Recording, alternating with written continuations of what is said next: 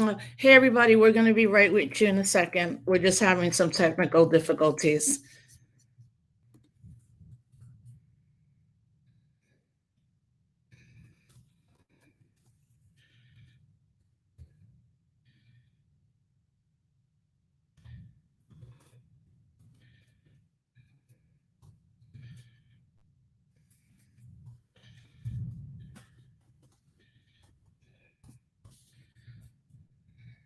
Hey, everybody, thank you. We're just having some technical difficulties. So we're about to be on. Well, thank you, everybody. Thank you. Thanks for joining us tonight.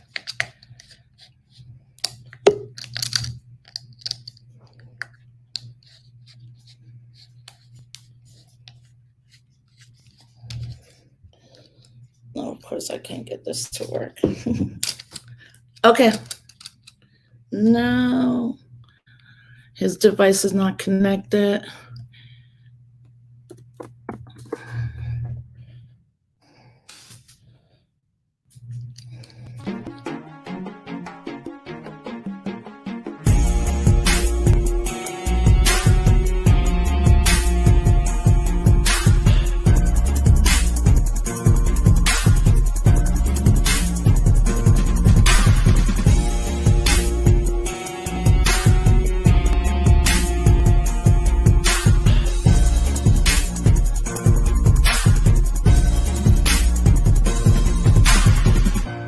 They don't want you to know the truth.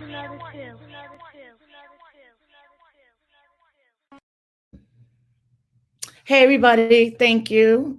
We had just some technical difficulties, but we're here. So thank you for being with us tonight. Thank you for joining Disrupt the Chaos today on July 8th. We're streaming live.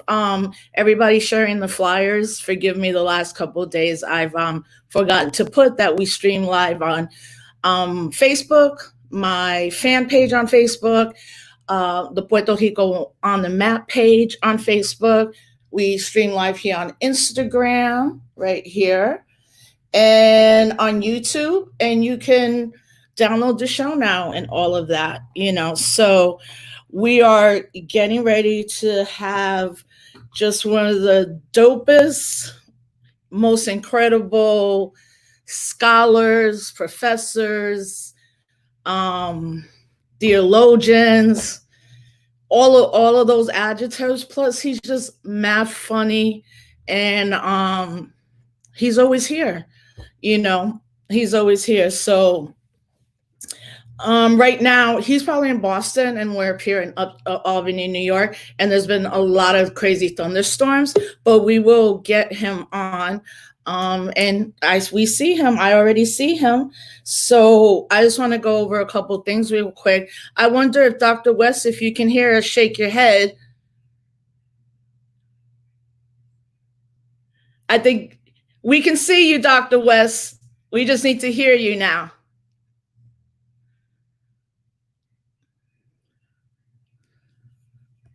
Unmuted your mic. Is that's you? Yes. Okay. Lord. Well, I'm going to have you put down your phone a little bit down, and that's perfect. You're going to be able to hold it this whole time? Oh, absolutely. Absolutely. Because I didn't know whether you'd made it see me, so I got, I don't even have no clothes on. Thanks. So no. I don't want to take you to places we shouldn't be going right now. So we won't. And are you in Boston? Yeah. Okay. Yeah. On live all right. camera. So I salute you, my sister. And the other sister was wonderful with me, too. Yeah, that's Tandy, our producer. So yeah, your producer. Let's just reset. So everybody, thank you for coming to watch Disrupt the Chaos. We're here with Dr. West. 9 million things about him. And like I was just saying, one of the best things about Dr. West is no matter how long he has marched, no matter how long he has spoken, he is funny, he is loving, he's just everything that we need in the good times and the bad times. But I just want to go over a couple things real quick. Unfortunately, coronavirus is surging everywhere. New York State and Vermont and Massachusetts are doing okay. Give credit to the governors for doing what they're supposed to do. Unfortunately, there are over now 132,000 new cases, 3 million people, I mean, 132,000 deaths, 3 million people are infected. We've had 7 more brothers die in San Quentin prison. There are people dying in detention centers. I've spoken here about the fact that my own brother-in-law is in Sing Sing, which is in Austin, New York, and we don't hear from him a lot, but there's been deaths there. Here, the governor of New York has also now moved 70-year-old, 65-year-old elderly prisoners, as opposed to releasing them.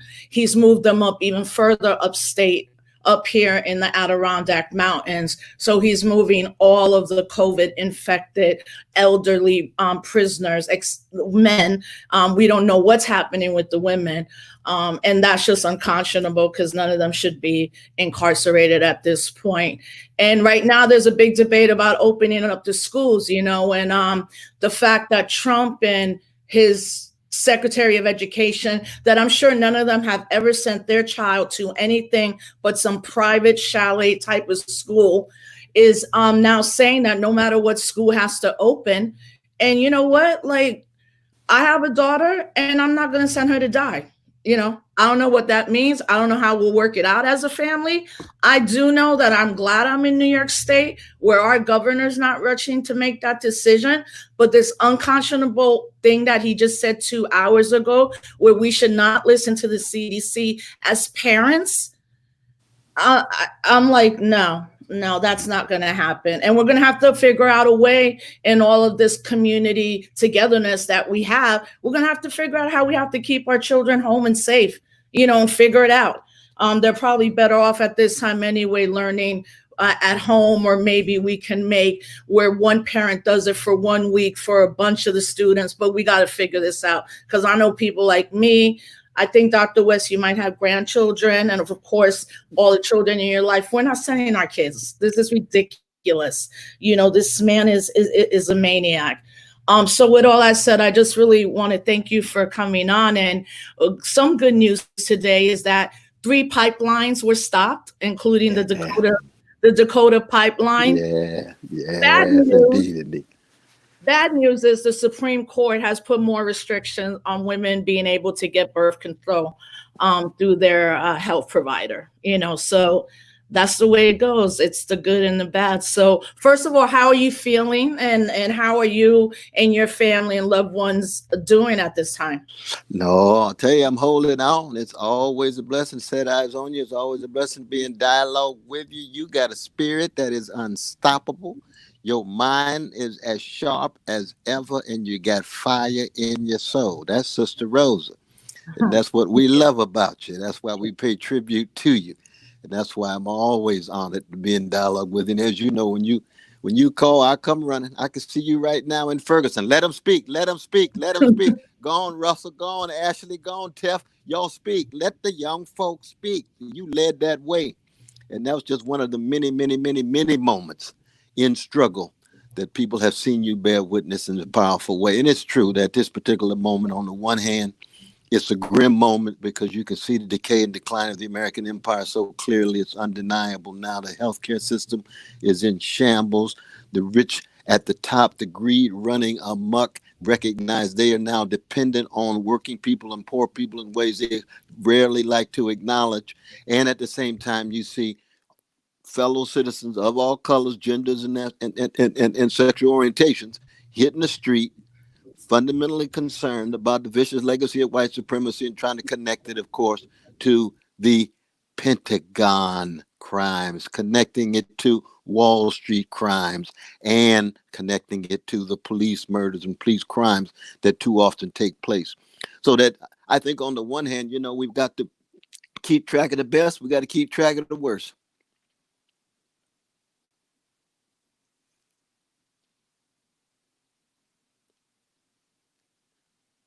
Can you hear me all right? Hello? Hello? Hello? Hello? Hello? Hello? Mm.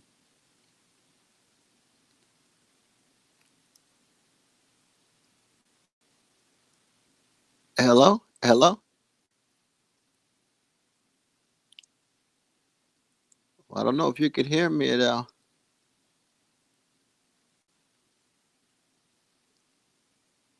Oh, I can't hear nobody.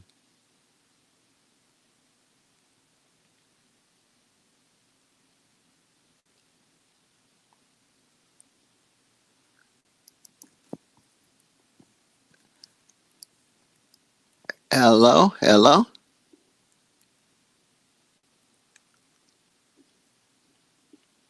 I can't hear.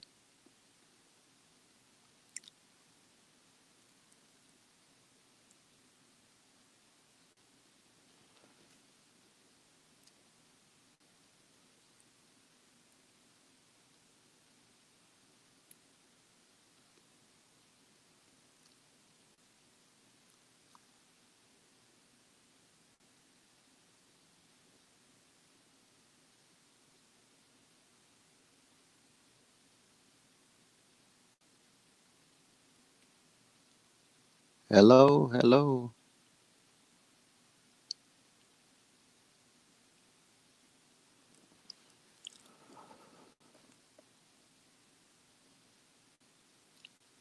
Testing, testing. One, two, three.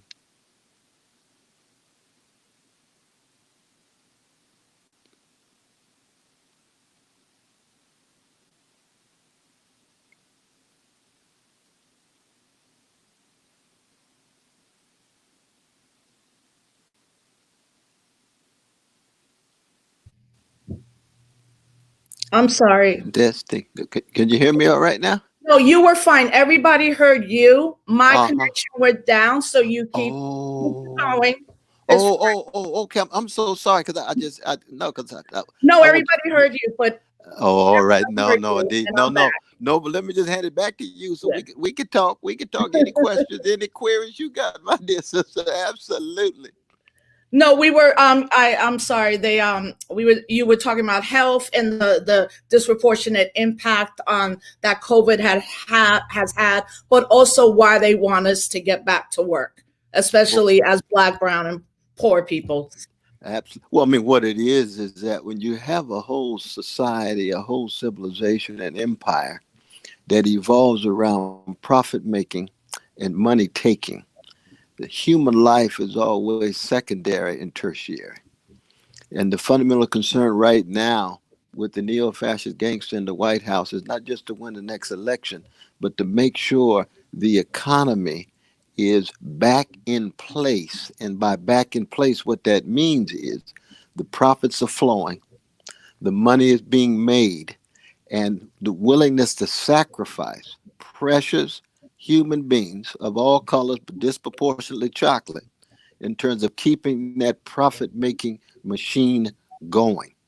And that's where we have to speak out. I mean, I love the way you started this show and talking about your precious children, because and our precious children across the board, whoever they are, that their health has to be the number one priority, which means we're Yeah. going to have to be fighting against those who rule at the moment and those who rule subsequently. And excuse me for a minute, Dr. West. Babe, I need everybody, you, Alicia, get off the phone, get off the TVs and all of that.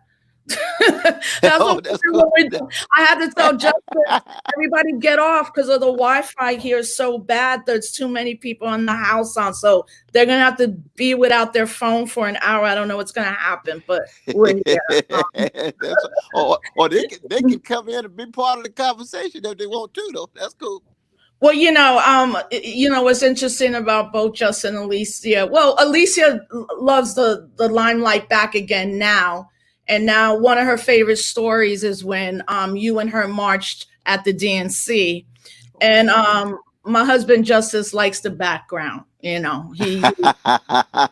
I like love it. I he love it. plays that role, and he's like, I I love stay it. here, and I'll be there if you need my back. No, I salute both of them. I you know, salute both of them. yeah. Absolutely. We're definitely a movement family. But I recently heard you on Democracy Now, and you did, as always, bring I think what is a very necessary critique, especially right at this moment with the amount of Black and brown celebrities that we have, and nonprofits, and um, sports entertainers, all of it, elected officials, that in 2020 we would see the most visibility of us as a people in all of the cultural landscape, from a museum to the playing field, or the fields, um, to we yesterday, our whole show, we did a big critique on not just Hamilton, but on how long it took Lin-Manuel Miranda, who's Puerto Rican, to even say Black Lives Matter, where he self-admitted it was a moral failure on his part, but also he has not been a great representative, or a person for people in Puerto Rico, because everything the people in Puerto Rico asked him not to support, including Promesa, he supports, but you were critiquing that. You always say, you do it out of love, but Absolutely. But you yeah, love poor and working people as your core and center. You can love members of the black bourgeoisie, the Puerto Rican bourgeoisie, the white bourgeoisie, any bourgeoisie. They're individuals. You love them as persons, but you hate the system that they are sitting benefiting in a disproportionate manner. You hate the fact that when they're not courageous enough to speak the truth, or when they're cowardly and complacent and don't want to be in solidarity with the folk who are suffering. So you hate their deeds, and you can still try to love the doers. That's just part of my own Christian sensibility. But I still want to be tenacious. You see, you can be morally tenacious and still have a certain humility. Tenacity and humility can go hand in hand, but tenacity still means you coming out swinging. I mean, right, story your life, Sister Rose. You've been coming out swinging on behalf of oppressed people, be they in Puerto Rico, be they in California, be they in Africa, be they in Latin America, be they in Asia, because you have a moral and spiritual sensitivity, but you still one on one want to treat people decently. And so when it comes to our black elite, for example, you see, I have no mercy on black elites who pose and posture, but when it comes time to the test, or don't have a mumbling word to say about poverty, or don't have a mumbling word to say about what's going on in the Middle East of Israeli occupation, for example, or don't have a mumbling word to say about Jews in Russia. It's a moral and spiritual thing. So that if all you're concerned about is just your petty career and your next opportunity move or your PR strategy, then mm, critique must be brought to bear. And right, I mean, Miranda, I've just met him one time, and there's no doubt the brother's a magnificent artist. You know, he's a genius in terms of his artistry and so forth. But he could easily get domesticated. He can easily get incorporated, be it by the Puerto Rican elites on the island, or be it by the White House, no matter what color the president is, mm-hmm, black or white, or be it the establishment in Hollywood. And this is always a challenge for any professional class, highly educated class, any bourgeoisie. But if we're going to be true, I mean, you can't get deeper than than Albizo's himself.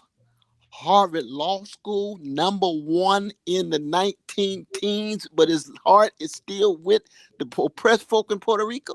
Albizo's Campos, it doesn't get better than that in terms of what it means to ascend to the highest levels of the empire, Harvard Law School, in the 19 teens, but still be in love with brothers and sisters on the colonized island of Puerto Rico. Martin King was like that too. yeah. And I was going to ask you about Albizu Campos, because Yeah. we have to consistently teach that history. And when I'm talking to younger people, especially Puerto Ricans, there always comes this moment where I think they feel shamed that they don't know. And what I say is, I was born in the Bronx in 1972, when the Bronx was burning, and Yes, crack yes, was yes. coming in. But in the Puerto Rican communities, a lot of my family fell victims to heroin. My parents moved us to Westchester County. So I tell people, I went from living in the poorest congressional district to 21 miles away, living in a very small town called Elmsford, New York. Very utopic. Everybody had a house. Everything was Mm. beautiful. I don't ever remember seeing a police officer. Our school is Alexander Hamilton High School. Is that's the name of the high You know, school? everybody who was African American in Elmsford were all working like at IBM or companies, or were building churches. We were the first Latino family. Everybody owned businesses. But as proud as I was of being Puerto Rican, and my parents always kept us engaged in the culture, I don't remember knowing about Albizu Campos till I went to college here at SUNY Albany, and it was two professors, and you probably know at least one of them. One was Professor Collier Clark, who taught, who was the wife of she was Bernard Lafayette was her husband. Oh, and, yes, yes, you yes. know, she's still here in New York, and God Dr. bless her. Vivian Verdell Gordon, who I know you knew from Oh. starting NCBS, and it's because of Dr. Gordon that she said, you don't need to be in political science, you need to be in Black studies. From there, I would get to meet like Dr. Turner, and then go to Cornell, and then Oh, yeah, James Turner. all the Yeah. greats, right? And now be at UMass under another grade, Dr. Shabazz and Professor Bracy and Professor Carol Boyce Davies. And I tell young people, like, don't be ashamed what you don't know. But once you find out what Albizu sacrificed, not only he said, all right, I have this law degree, but I'm going to go back to the island and fight, that the United States government put a radiation light in his jail cell and gave him cancer. And Absolutely. so they would kill him. But also that when the FBI or J. Edgar Hoover said that the Black Panther Party was the greatest internal security threat to the United States domestically, the second group was the Puerto Rican independence movement.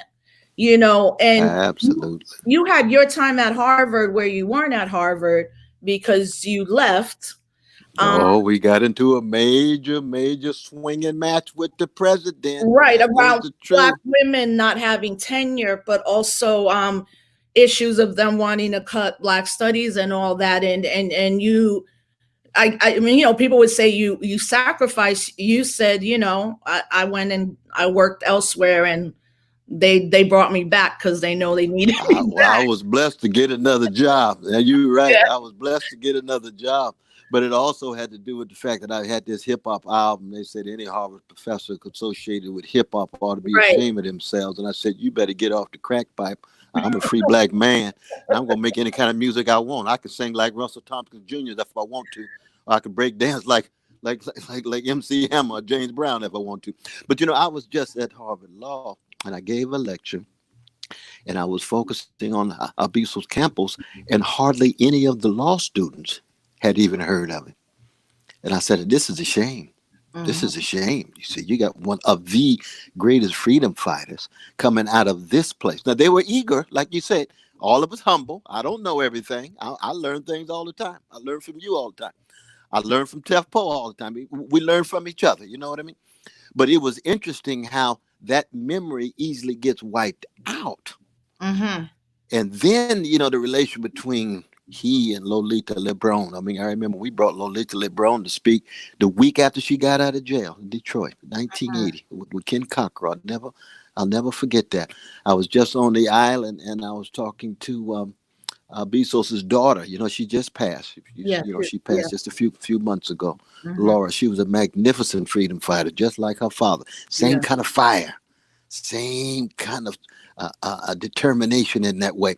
But a lot of it has to do with what you learn at Cornell and other places, and what you're teaching now, which is the connection between courage in the present, memory of the best of the past, for an alternative future in which poor and working people can live lives of decency and dignity. See, that's bottom line right there. That's why I love the fact that you began the show talking about the prisoners.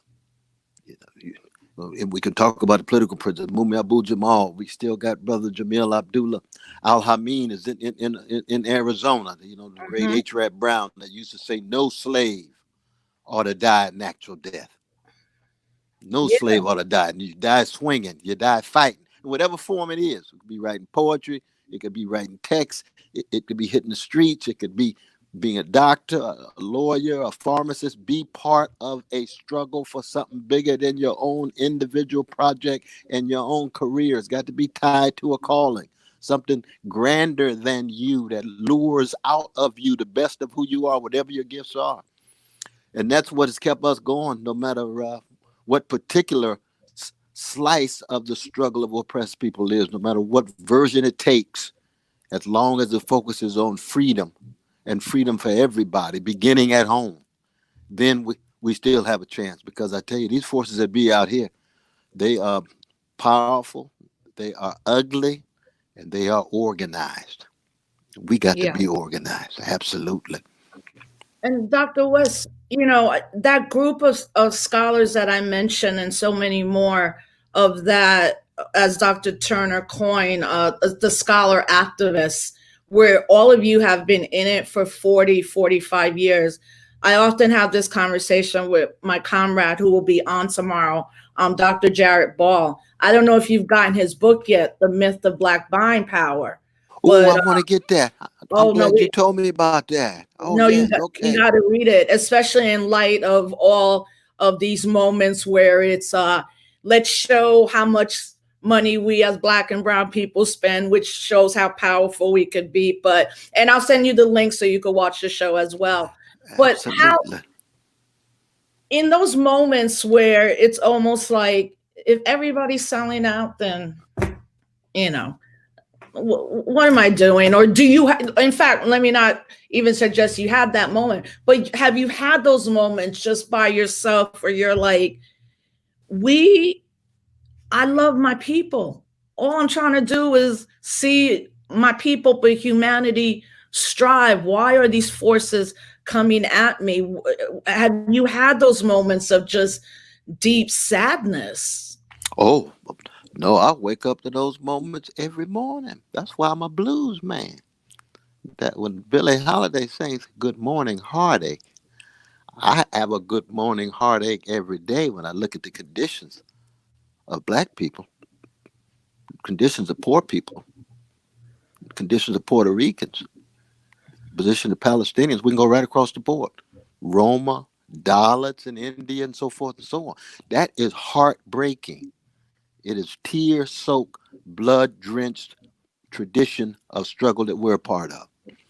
But the challenge is this is where the blues element comes in, you see. You never allow that kind of despair to have the last word. It's the Mm, starting point.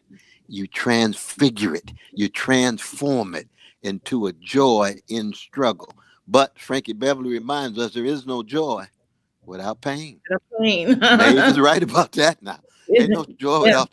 No, no. If you joyful in struggling for others, then there's going to be deep pain in that process.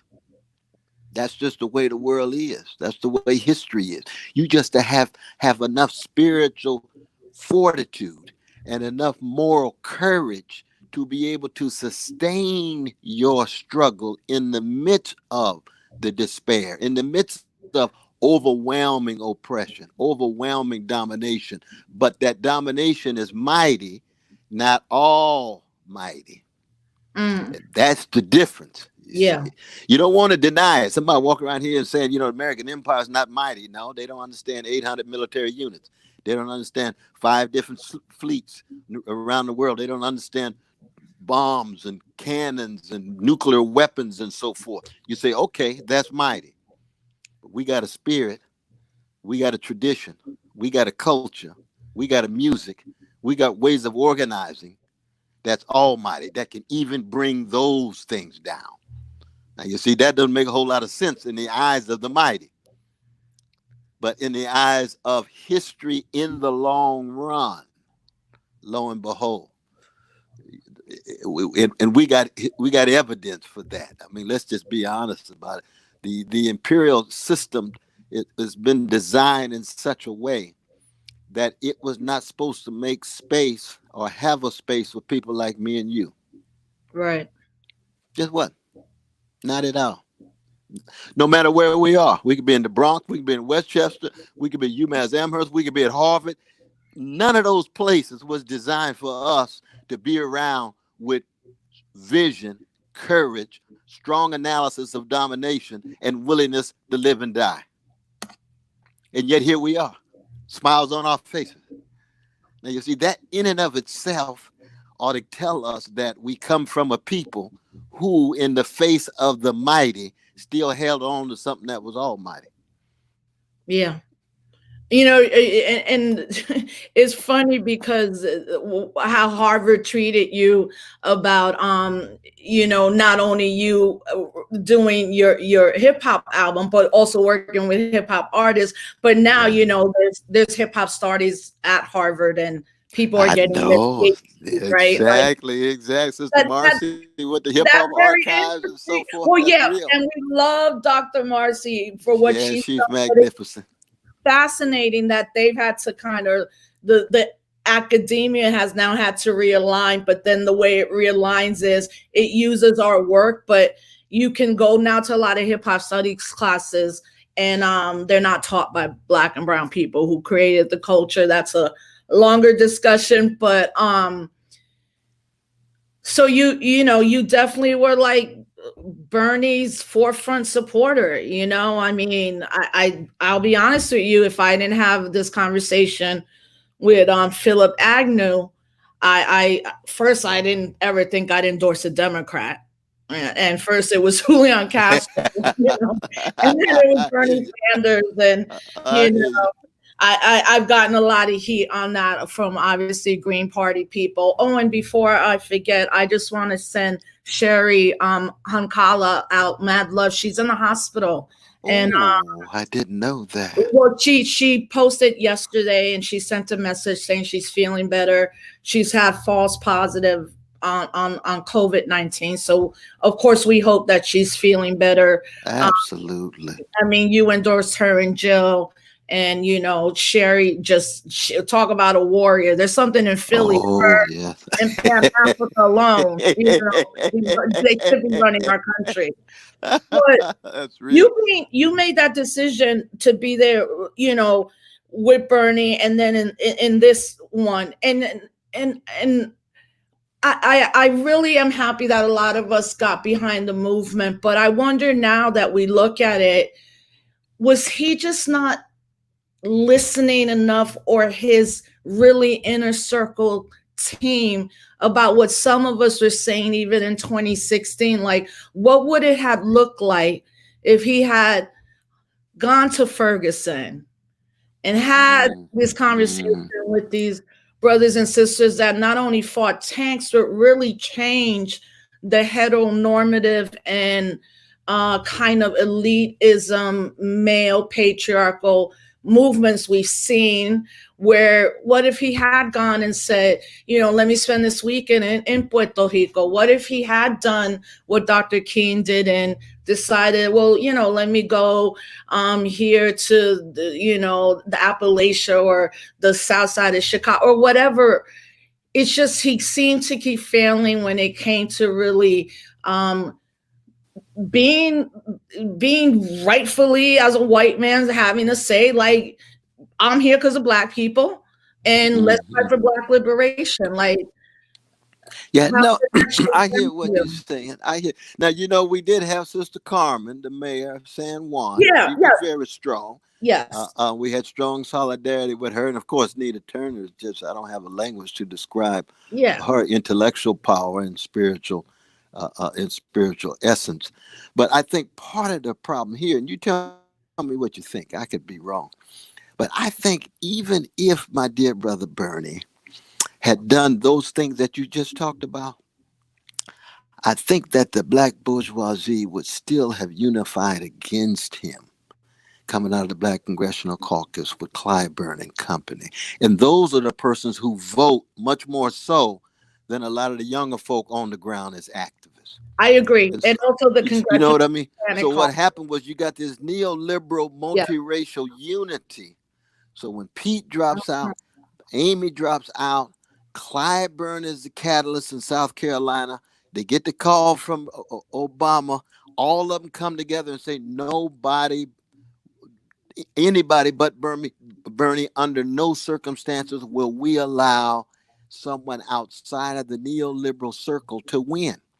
And that's what we were up against. And see, once you get that kind of unity among the centrist, milquetoast, neoliberal establishment, the Democratic Party, we don't have enough progressives to deal with that. We either have to go third party, we have to go a pre-party formation. That's why the Green Party and movement, the movement for People's Party with Brother Nick and the others become very important. Of course, we have been reminded of this over and over again by our dear brothers and sisters. The brother Juma Baraka was just talking with Black Alliance for Peace in his very important voice. Black Agenda Report, Brother Glenn, Sister Margaret, crucial in this regard. And of course, you know Brother Carl Dix. He's Yeah. my old partner coming out of the Revolutionary Communist Party. Now, I don't agree with all. I don't agree with all of their analysis, but they're comrades. I learned so much from them, and they have told us over and over again that the Democratic Party seems to be incapable of having someone who is fully outside of the domestic neoliberal project. Because Bernie was not running on a democratic socialist platform, we know, but on a progressive populist platform that was much more progressive than the neoliberal centrism of all the other candidates for the most part. And so in that sense, we pushed as far as we could. Now, that does not mean that Brother Bernie was not hitting the legacy of white supremacy in a way in which he was on full blast. But see, I told him he has to be true to himself. And he is primarily a critic of Wall Street and a critic of predatory capitalism. That he is anti-racist, no doubt about that, but he's never made white supremacy a major priority in his project. And so what he didn't want to do is just act as if somehow he's somebody that he's not.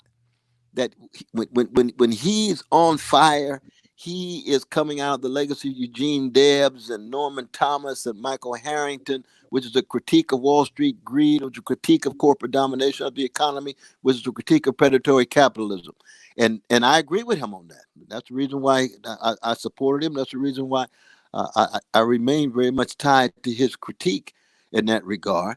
But there was no way we could win within the Democratic Party if the neoliberals came together as strong as they did. And so right now, we're dangling. We're just trying to keep this anti-fascist coalition going. That's really what it comes down to at this point, trying to push the neo-fascist gangster out of the White House at this point.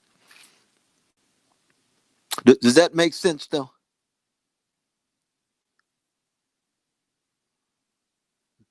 Definitely. I can't really hear my dear sister here. Definitely. But that's very much what we were trying to do. And I think at the moment now it's very important for us to keep our focus where it belongs, which is making the connection between police, the accountability, community control over police power, connected to Pentagon power, connected to Wall Street power. Those three pillars. Now, we know we must have a critique of patriarchal violence. We know we must have a critique of homophobic and transphobic violence in the name of the rich humanity of sisters of all colors, of gay brothers and lesbian sisters, and trans and bisexuals and so forth. But at the center, it seems to me at the moment, we've got to make sure when we talk about police power and police crimes, we connect it to Pentagon power and Pentagon crimes of drones being dropped, of wars being waged, secret wars, not too secret wars, and then also of Wall Street power and Wall Street crimes, legalized oftentimes, but still crimes in a moral and spiritual sense. I think that's what we need now more than anything else if we have a chance of somehow trying to turn around this Titanic that we're on.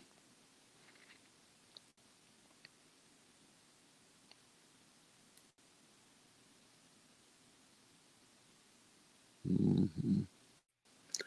Dr. West, Yes. We're having some technical difficulties. We're trying Oh, to get Rosa back. I think she's on now. Hold on. oh, okay. Don't you worry, my dear sis. Don't you worry. You know what, Dr. West? This is Yes. it's the most watched show, so the feds are, shutting it down. But That's a compliment. That's a compliment to both of us. You know that. we're gonna keep going. We must be doing something right if the FBI is messing with us like this. You must be doing something right. You know how it is. Yeah. On the I appreciate what you said about Bernie because I completely do agree. The forces would have realigned, and I do wish that we had a third party. And with all the faults that we've had with many of them, we know that at this point, with Citizens United and voter repression and the 9 million other things out there, That's right.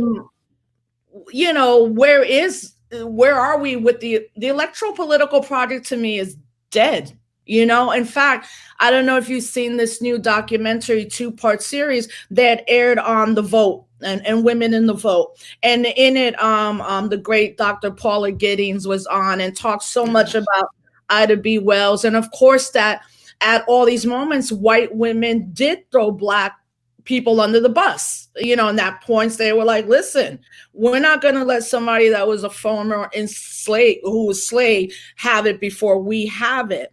But at the end of the second part today, before Alice Paul died and after the vote had been granted to white women, she said, well, now that they've granted us this, we're losing power already. And so not only right on, as we've known with this electoral political project, who knows what this maniac is going to do? Is he going to cancel elections? Is he going to lose and not leave? That's true. Those are possibilities. Those are possibilities. And these white supremacists, I mean, for you who were in Charlottesville, yes, they're out here, but they're really quiet right now in a weird way. And I'm like, they're preparing. I'm in upstate New York. There's a lot of guns being sold. There's a lot of Trump. There's the Proud Boys founded here in Albany, New York. And how Malcolm always talked about, anything below Canada is the South. It's the South. Right. That's our brother Malcolm. That's right. But a couple of days ago in Washington, a young woman, 23-year-old, was working to be a veterinarian, was struck and killed on the I-5 on purpose by a car. Right. I didn't know about that. Yeah, wow. which brought up, of course, Heather Heyer and that moment that you and Brother Sekou and the rabbis and all were there, and how you consistently said, first, for everybody, Antifa is not an organization. It means anti-fascist. But I do remember talking to Sekou a couple of days after that. He said he was there with Heather in those last moments. And he said there was a moment where you were all lined up and there were so many white men surrounding you, but also that they had on brass knuckles. And if it wasn't for the anti-fascists stepping in, y'all might have died. Is in that moment. There's no doubt about that. There's no doubt about that. We were standing there. They had 21 different groups marching by with their gas masks and the ammunition and things. And about the 18th group then just decided to come at us directly. Now we sitting up there singing, "Let this little light of mine, I'm gonna let it shine." Now that's Fannie Lou Hamer. Now she means the world to us. But you trying to let your light shine, and here come neo-Nazis who are already armed, and they're coming right at you. And Antifa came in and intervened, and all they did was protect us.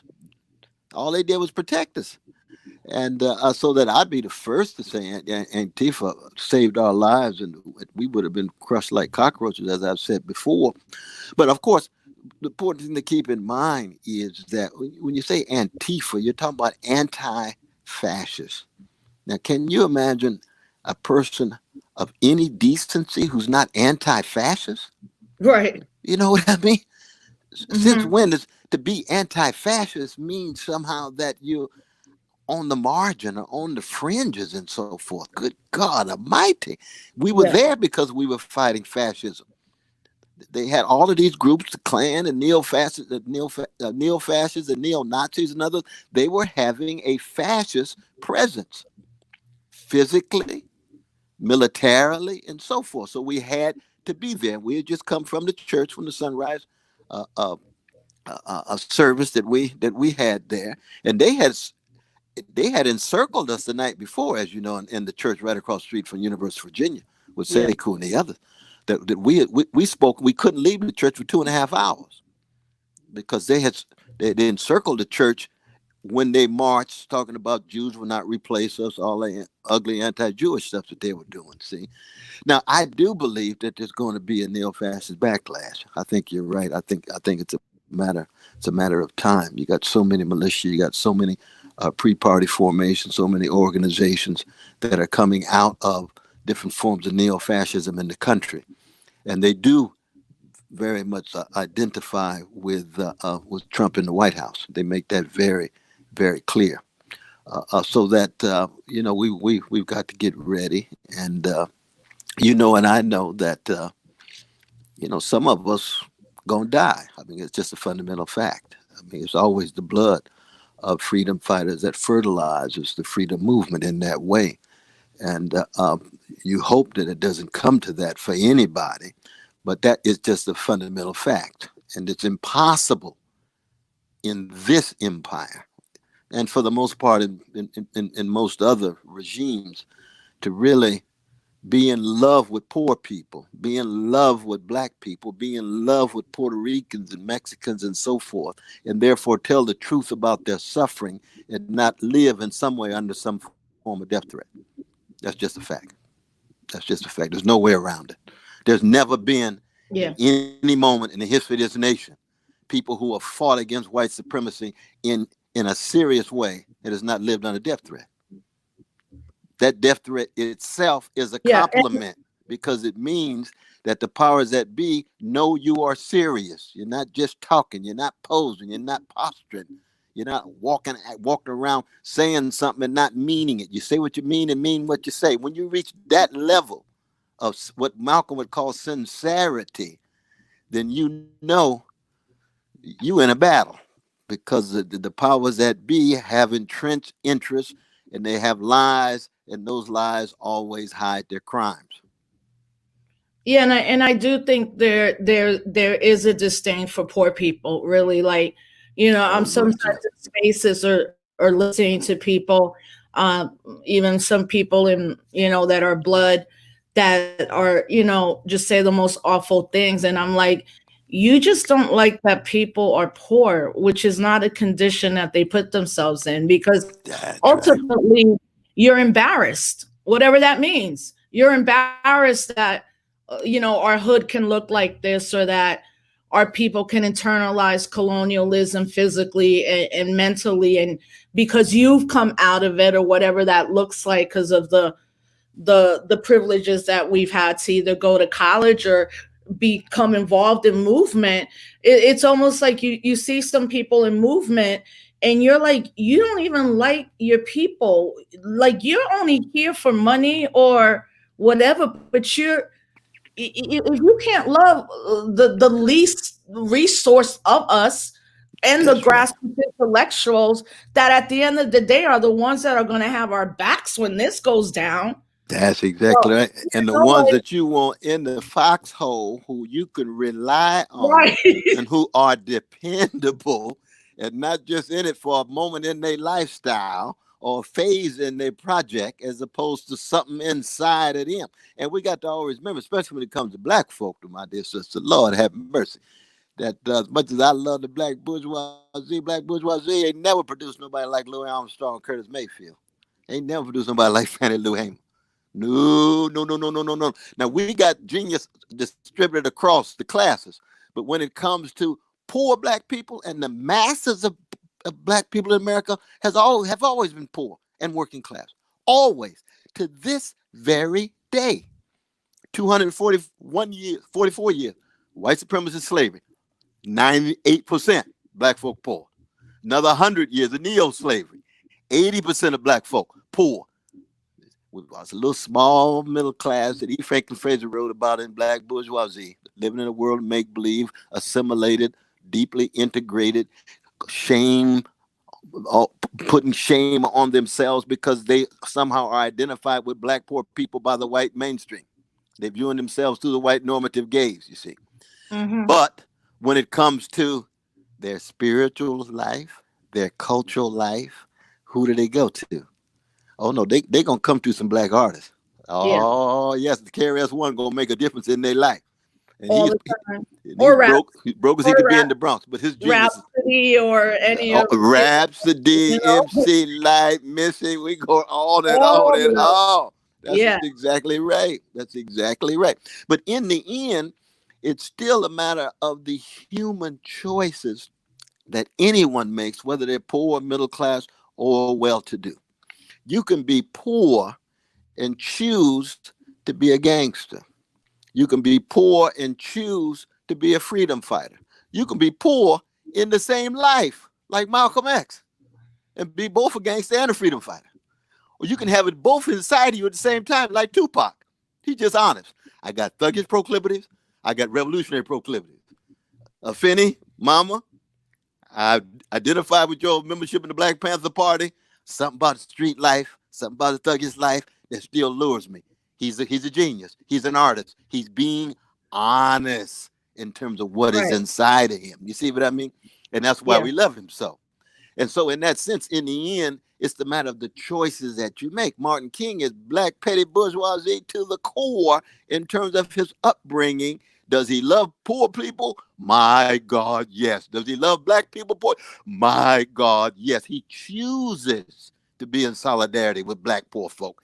That's what the Poor People Campaign is about. That's what Brother Barber is about. That's what Sister Thea Harris is about in terms of the Poor People's Campaign. And that's why what they did a few weeks ago was so very important. But it has to be connected to international struggles. It has to be connected to international struggles. There's people we know out here with money that are real gangster like, instead of sharing, not sharing the actual money, which we should be talking about redistribution, but of wealth right now in this time where you have young people sacrificing literally their health, and all of to be in these streets, to say, you know what, you might not think knocking down a monument is a big deal. We're not waiting. We're even going to put out a way how you can do it. We're going to even show you how to do it and all this stuff. We're going to protect ourselves.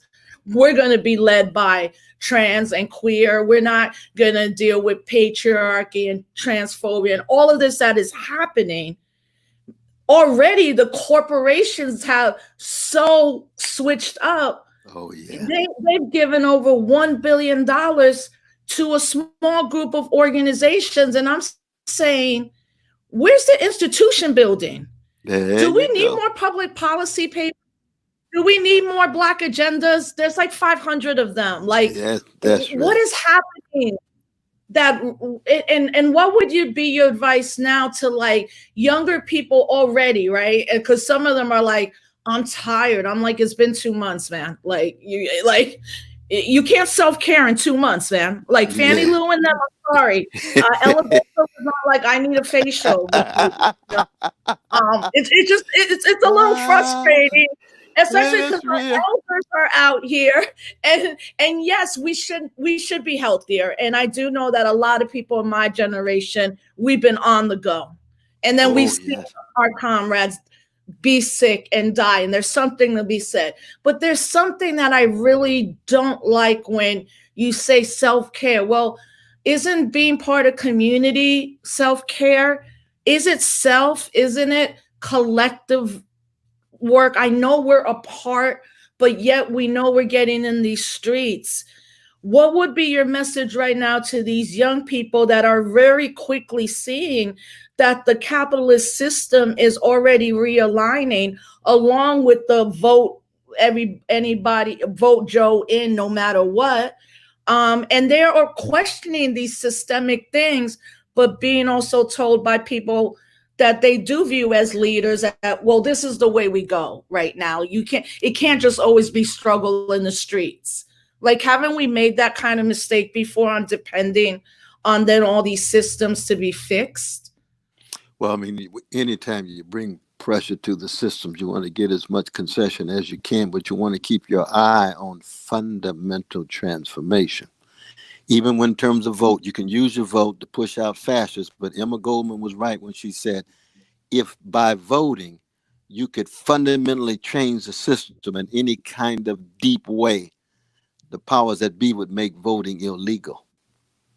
Right. You see, they're not getting up all that wealth and power and their interest just by means of vote. They're going to come up with ways of domesticating and incorporating it, giving a little concession primarily to the middle classes that does not connect to the plight of poor and working people for the most part, you see. So that I would say to young folk, you not just want to stay woke, you want to stay fortified. Mm-hmm. I like, See, yeah. if you stay woke all the time, you're going to suffer from insomnia. You're going to be it. You have to pace yourself in a marathon. So 5, 10, 15 years from now, you still on fire. You didn't spend all your fire in just 3 months. And if you spent your fire in 3 months, you didn't have enough fire. But to be fortified means you got to be able to sustain that fire for justice and the vision that embraces treating everybody with decency and dignity, and have to be improvisational. You got to be jazz-like. You got to come up with a number of different kinds of strategies. You see, Right. Certain times you're gonna need a lawyer. You see, Sister Angela Davis needed a lawyer in the face of the American Empire. Here come William Kunstler. Here come various lawyers. You see what I mean? You're gonna need a doctor. You're gonna need a doctor who you can trust now, not just any doctor, who you can really trust. You see, you're gonna need a poet. You're gonna need some music that can speak to your soul, not just titillate your body when you down and out and need to get fortified, not titillate, not titillated, but fortified. You see.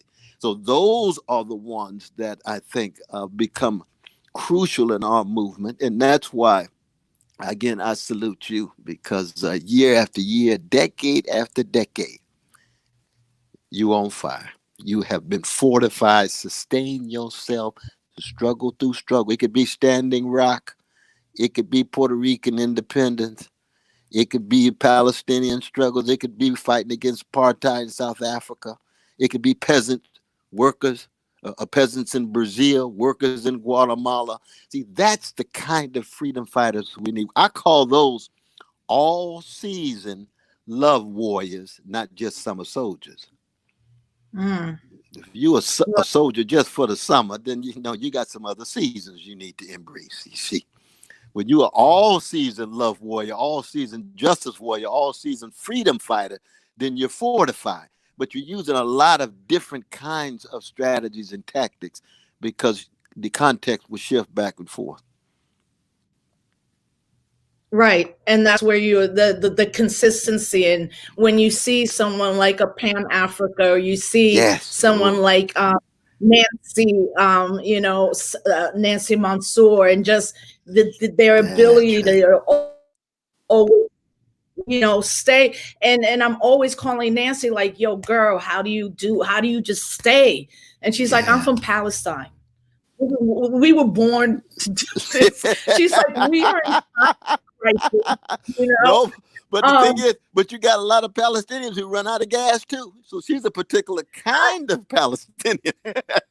Nancy is, and so and then we have our poets like a Suhair Hamad, who for 20 years with just her words, That's and right. Just lift you up. Absolutely. Amiri Baraka was like that. Every time I saw that brother, he was on fire. That kind of consistency. Sonia Sanchez was like that, still on fire after all these years. You know what I mean? Good God.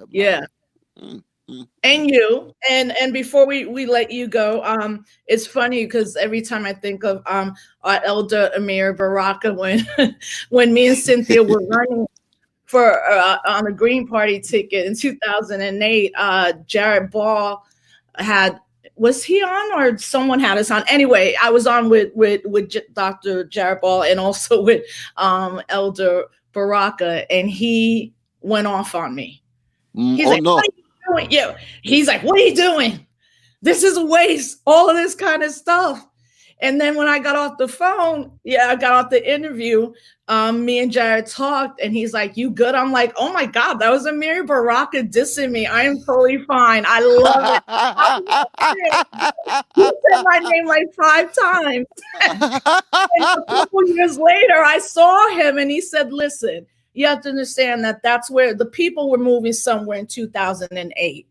They weren't moving where you were, and you have to have a little bit more humility, and you'll get that with age, and of course you do, and you look at those moments and you go, these are not the moments that we are enemies to each other. These are the moments where your elders have so much love for you and for the struggle, that if they think you're making a mistake, which history will decide whether it was or wasn't." And well, it turned out that your critique of Obama, that you and Cynthia turned out to be much more right than the folk who were just on the bandwagon. Now, of course, Brother Baraka had his critique of Obama, but he was still going where the people going. But he recognized, and this is where I think the crucial issue becomes, that you all had the courage in 2008 to bear witness to some truths that people had to catch up to many years later. And see, he has done that on so many occasions in his own rich life affair. He hasn't always been right. He certainly hasn't always been wrong. But it's that courage. See, no one could call into question your integrity, whether they agreed or disagreed. And the integrity and the courage was there. And in that sense, you and he were actually very similar. If I would have been there as a third voice, I would say, wait a minute. Y'all actually got a whole lot in common.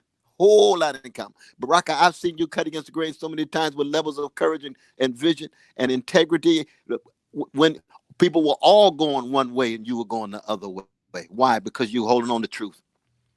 You were holding on to truth. And condition of truth is to allow the suffering to speak.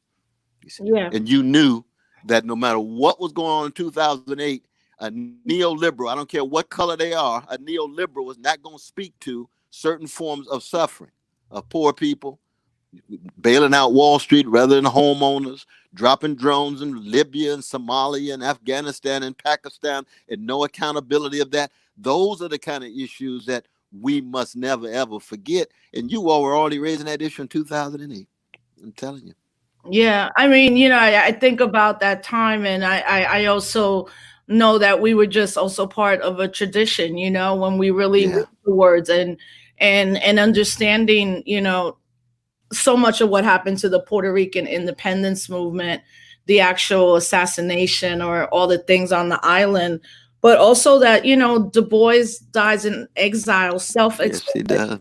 Yes, he does. Garvey dies on a bench in London, and people didn't know for a couple of days. And I think where we do need to go right at this moment is that we have to not have this political moment become about American exceptionalism or a certain grouping of a certain Black and brown community. And I think right now that's where I am struggling with trying to really keep, having voices on, and actually I have to have voices from the continent on more and all of that. And we're going to work on that, but really like pushing this.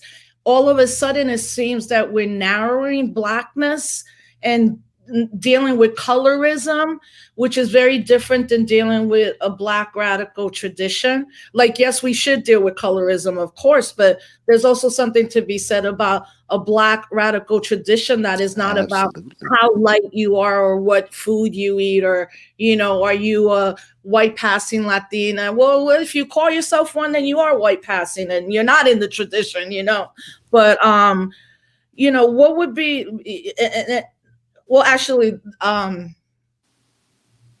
want to say one thing and then let you say and finish. And we go out. We'll let you go, and we're gonna. And we always highlight political prisoners. And we will today. But I was thinking that when Barack Obama writes that memoir, you'll probably have a whole chapter in it, or be an addendum. Well, want it's to know yeah, that. I it's know we going to had be that interesting. conversation. It's going to be interesting because they call me un-American, traitor, all kind of different language and so forth, and I'm just trying to tell the truth. If you're siding with Wall Street rather than Main Street, I'm going to tell it. You drop 563 drones on many innocent civilians. I believe that a life in Libya and Somalia and Afghanistan has the same value as a life in the United States. That's my Mhm. kind of Christian sensibility. If you won't use the word poverty at all, and we got to go on poverty tours. Remember, me and Brother Tavis and I went on poverty tours. 21 different states, and everybody talking about, why are you talking about poverty? Why are you raising the issue of poverty? Just trying to make the president look bad. No, this is the legacy of Martin Luther King Jr. And you look at the world through the lens of the least of these. How are the prisoners doing? How are the poor children doing? How are the elderly doing? How are working people doing? How the gay brothers and lesbian sisters and trans doing? Anybody who has been devalued and dishonored, that's the lens through which you look at the world. That's the legacy of Martin Luther King Jr. That's what it means to be a revolutionary Christian. You look at the world through the lens of the cross, where the Roman Empire put to death a particular member of the artisanal class who was part of an oppressed people, a Jewish people, vis-a-vis the Pontius Pilates of the world. And you tell folk, look, it's going to be difficult to be crazy about Pontius Pilate, I don't care what color he is, and still say you in solidarity with Jesus.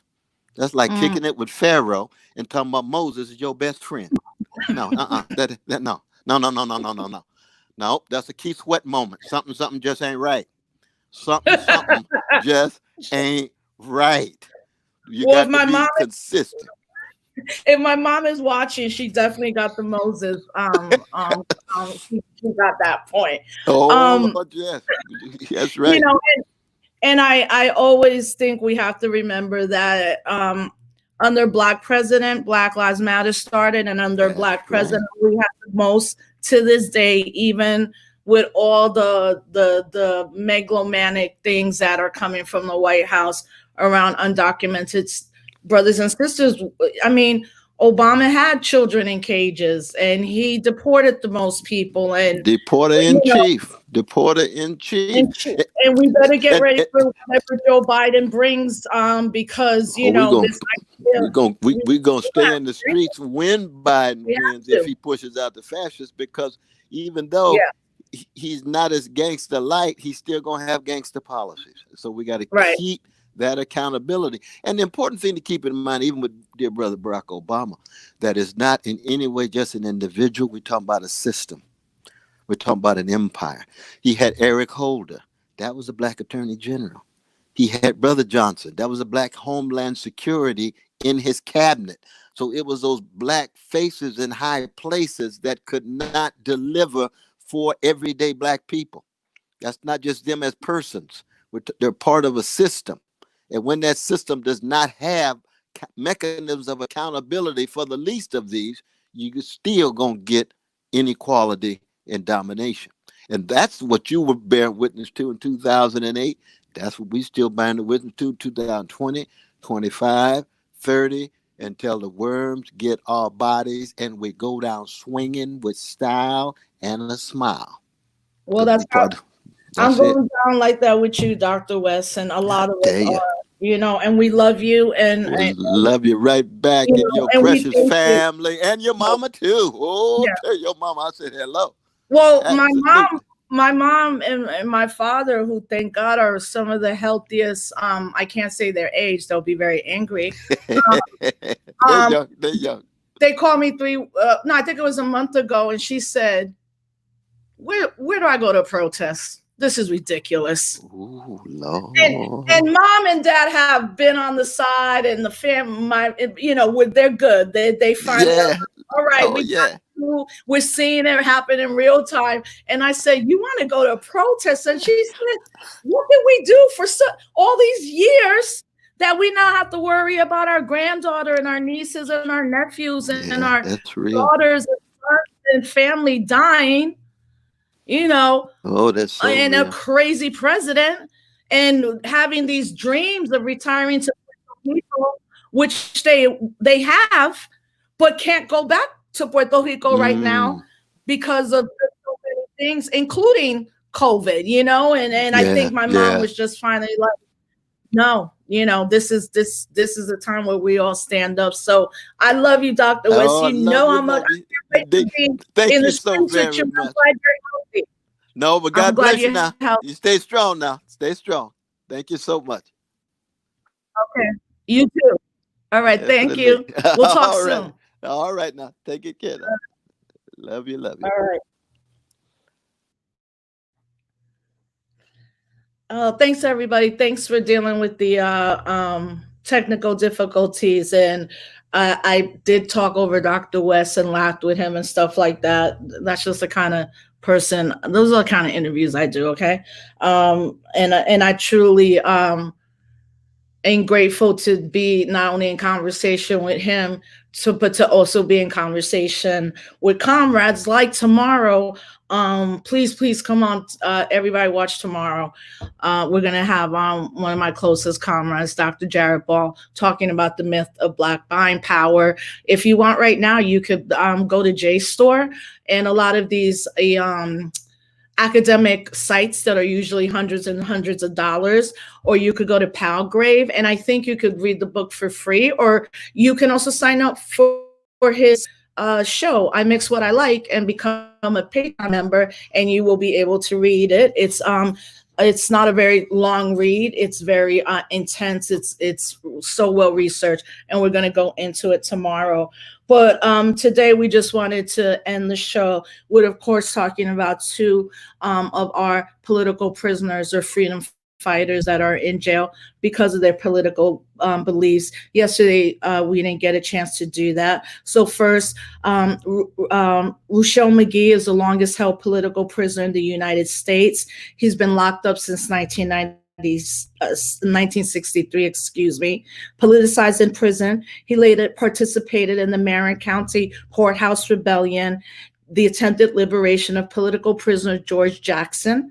Ruchell McGee pled guilty to the charge of aggravated kidnapping. In return for his plea, he asked the court to dismiss the charge of murder.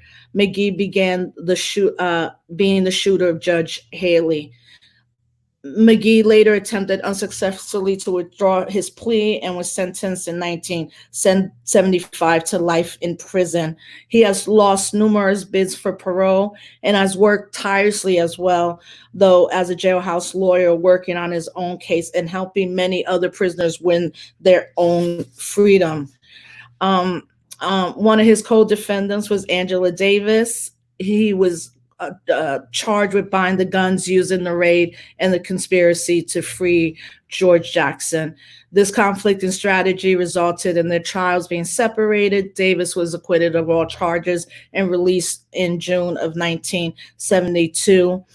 Ruchell has fought on alone, losing much of the support attending the Davis trial. After dismissing 5 attorneys and 5 judges, he won the right to defend himself. He was ultimately convicted of PC 207, which is simple kidnap, but the more serious charge of PC 209 for purposes of extortion resulted in a disputed verdict. You can go to the Jericho movement. You can look up Ruchell McGee. And then our second political prisoner, freedom fighter that we'll highlight today is Russell Maroon Schultz, who is a dedicated community activist, founding member of the Black Unity Council, and former member of the Black Panther Party and soldier in the Black Liberation Army. He is serving multiple sentences as a U.S. held political prisoner of war. In January of 1972, Russell was first captured and convicted of an attack on a police station and sentenced to life. Russell escaped with 3 others from Huntington State Prison in 1977. He remained at large for 27 days from his capture in 1977 until 1989. He was shipped from state, county, and federal prisons, kept in long-term solitary confinement the majority of his life, and principally due to his work with the Pennsylvania Association of Lifers to abolish life without parole sentences, has been repeatedly retaliated against in the prison that he is held in.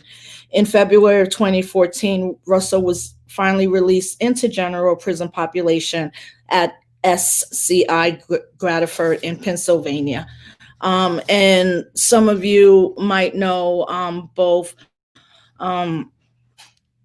his daughter and also a comrade of ours, his son Russell Schultz, and Teresa Schultz, both who continue to fight every day, not only for the freedom of their father, but the freedom of all political prisoners. So please go to the National Jericho Movement, Google these folks, find videos on them, all of that, and definitely support the families. One thing that is really important about political prisoners and prisoners of war that are still in these cages is that people support the families and the families support themselves. I think anybody who has known somebody that's been incarcerated for 1 week, 5 years, unfortunately a lifetime, it's not only that person that does time, they do time, or as people incarcerated said, time, they can't let time do them or they won't survive, but that families are also ultimately incarcerated and have to deal with a lot of things just to even be able to visit and have money to even visit folks, especially those that are political prisoners. I do know that for a very, very long time,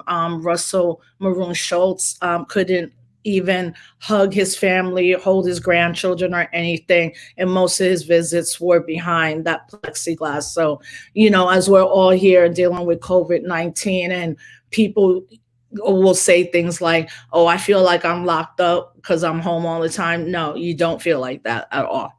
We're staying in because we're protecting ourselves. Our brothers and sisters and trans and queer folks, our political prisoners, are in these detention centers, and our undocumented brothers and sisters and queer folks are dying on a daily basis. We won't know the numbers for a very long time, but just imagine being there and having no space, having no mask, having no compassion, and on top of that, now not having had a visitor for how many months and how many more months as this COVID crisis continues. So, we really appreciate everybody rocking with us. Again, we're going to have Dr. Jared Ball on tomorrow, talk about the myth of Black buying power and a lot of other things. And, until we see you, please, please, please wear your masks. There's too many people out here. None of us are invincible, y'all. And even for people who are surviving COVID-19, and there are a lot of survivors, there's a lot of long-term, life-term things that will stay with you. Your lung capacity will be less. Some people are having memory lapses. Some people are having problems walking. Some people are having problems that they're never going to be able to smell anything again. So this is not a joke, and don't think you're invincible, y'all. None of us are, especially people with pre-existing conditions. So please wear your mask. If you have the ability to stay home, it sucks. I want to be out there. I can't be out there. A lot of my comrades can't be out there for many reasons. We have children. It's just things that we can't do right now. But we can do the work, and part of why me and my producer, Tondi, wanted to do this show is that we can do this and we can bring really different perspectives, but just stay safe. Mentally and physically, remember about your mental health is just as important as your physical self. So stay safe, stay healthy, stay up, stay focused. When you do go out, wear your mask. We'll see you in the whirlwind. Thank you for joining us, and we'll see you tomorrow night at 7 p.m. right here.